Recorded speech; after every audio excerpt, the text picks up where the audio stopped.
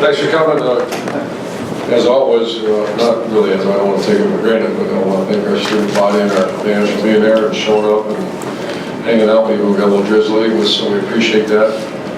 Also, we had a lot of respect for Rutgers. They came in there 5-1. Really could have been 6-0 other than a slant pass the Penn State receiver caught against them.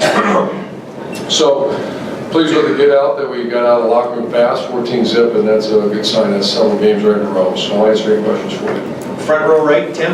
Yeah, Urban, I think a lot of us were wondering, why was JT still in there in the fourth quarter if you guys were up 56 to whatever it was? What was kind of the thinking there? And you guys did take a little bit of a beating today, injury-wise, it looked like.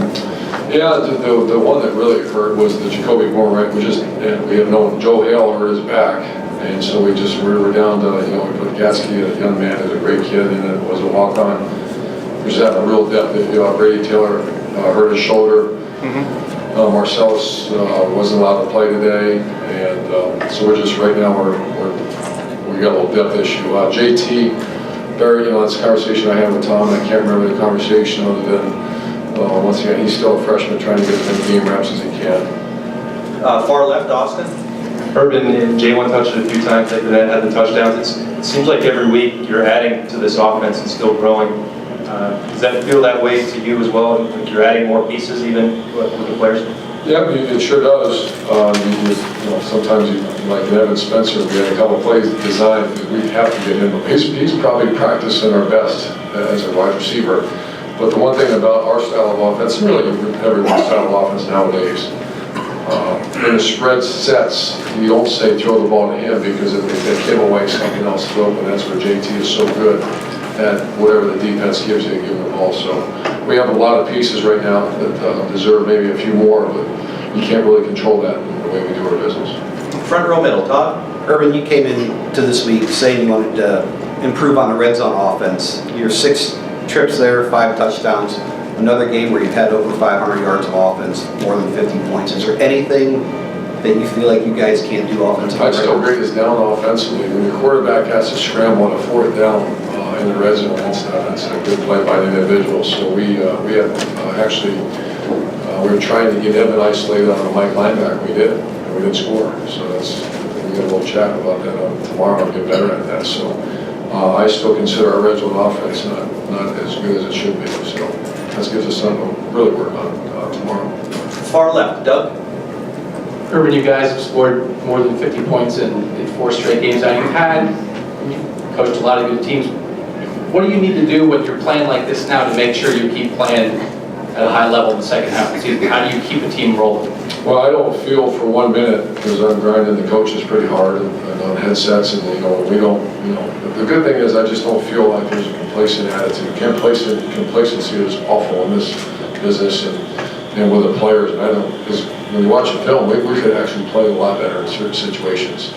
Our defense, you credit that, you can take the first half, and that's a credit to our defense now.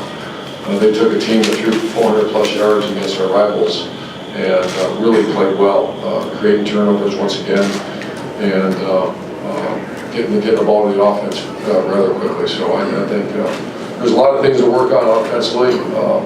The second half, I was not pleased with our deep. We came up some runs. And when a two gets in the game, there can't be that big of a drop off. And right now, we all saw what happened. There's a significant drop off when our twos got in there. Far right, Clay? Yeah, Coach, does this defense now deserve to be called silver bullets? Is this a defense you're proud of? And is this in any way kind of a statement nationally, or do we know how good Rutgers is? I mean, Barrett seems to be moving up, as do you. I think this, to come out like we did on national televised game. Next week we all know it's coming down the barrel. It's a primetime game in a stadium of 110,000 people, and that's going to be a great evaluator. This was a home game against a team that we had a lot of respect for. That really earned. We considered our whole talk all week was they were 6-0 team, and that's the way we approached it. And so there was a lot of. And I think you can tell the way our guys came out that there was a lot of respect for that team, and it was earned respect by what they did a couple weeks ago when they beat our rivals. So, I don't know if I answered your question. Are you a top 10 team?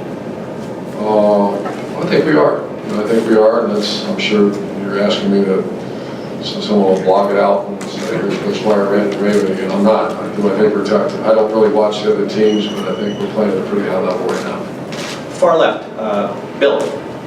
Was there one thing before the game that you really wanted to see and did you see it? Yeah, get out fast and play good pass defense against a team that was on fire throwing the ball. And most improved quarterback, I think, in the country a year ago. Because we went back and watched them film last year, and that was a much improved offense. So we had to see jump start, or a quick start, started off by kicking game, and then the opportunity to play some good pass defense. And final question, both. Urban, you said you prepared this team as they were playing a 6-0 team, and this was pretty comprehensive from you guys. I think it was 56-10 halfway through the third, and you get the guys all fired up for that. What's the message post-game when you guys put it on a team like you did? Is this one where the guys can pat each other on the back and say, job well done, any of that? I don't feel that yet. I mean, there'll be a time for that. It's usually in January. It's not now. It's a time that to, first of all, develop depth. We can go on and on about the mistakes that were made today. And so enjoy the win tonight. Go see your families, do what you got to do, and then come back ready to go. The good thing is this is a really good team to coach right now. They're as hungry as our coaching staff, and that's a good sign. Thank you very much, Coach. About Devin Bogard real quick, that was pretty heartbreaking, obviously, just. Well, he's walking around, so we're just, saying our prayers tonight for him, but he is, every pink game he said, I didn't realize that, it's his knee. He's a wonderful kid, so prayers with him. Thanks. Or, but wait, more just a retweet. Ankle. Yeah. Yeah. What do you say?